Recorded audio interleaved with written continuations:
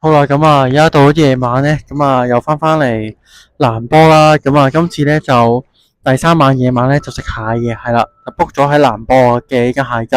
咁其實依間咧就原本咧喺我哋第一晚嘅酒店隔離嘅啫，係啦，咁啊所以咧就其實原本好近嘅，咁啊而家咧就嚟到呢度啦，咁啊入去食啦，係啦，睇下嗌咩 set 啦，如果淨咁睇咧，好啦，咁啊去個 set 咧。就有5個 set 嘅，係啦，係嘅話，係啦，咁啊1萬去到2萬2啦，係啦，稅入之後就2萬4嘅，係啦，另外佢仲有啲咧係河豚 set 嚟嘅，係啦，呢度都有食河豚嘅，係而家就諗緊點嗌啦，係啦，要諗下先。好啦，我哋咧就嗌咗咧，就係一個咧就係最貴嗰個 set 啦，就24,200 yen 嘅，係啦，咁就有9品嘅，咁就包括咧刺身啦、大黃蟹七輪燒啦、毛蟹撥蒸拌毛蟹啦、味噌啦、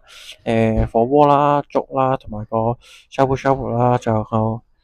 喂都有天婦羅喎，呢個原來是但啦，係啦，咁另外我哋散嗌多個雪蟹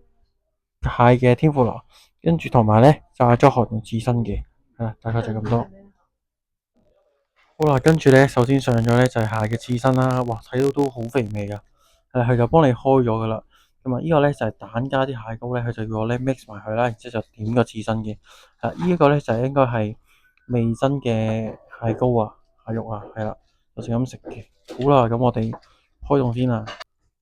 哇，呢個係個蟹刺身，你要點個汁喎？係啊，係啊，呢個就蟹膏加啲蛋黃嘅汁。哇，勁大隻啊！呢個蟹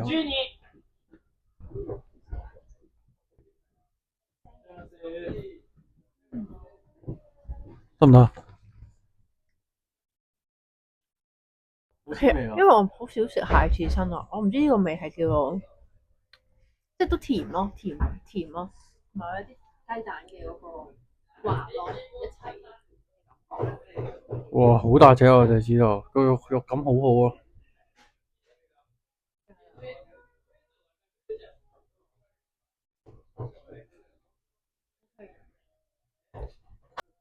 哇，跟住咧就嚟咗一個係河豚嘅 sashimi 啊，係啦，我知我自己嗌嘅，係啦，咁啊晶瑩通透啦，係啦，又點去啲豉油啦，哇，呢個口感好似橡筋嘅口感，正。